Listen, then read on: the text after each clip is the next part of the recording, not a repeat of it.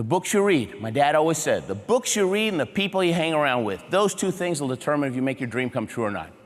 He said, Ruben, you want to hang around people you have respect for, not people you have influence over.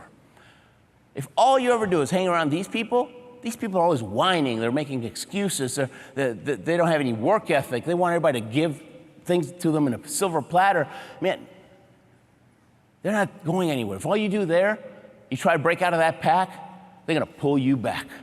And if you try to do something special, right, then none of them is going to encourage you to go for it. He says, you want to hang around winners. Successful people think big. They're always focusing on the dream. They don't focus on the obstacles. There's always going to be obstacles, but they focus on the dream. Why? Because the dream gives you energy. It gives you strength. It gives you passion. It gives you everything you need to bust through those obstacles, right?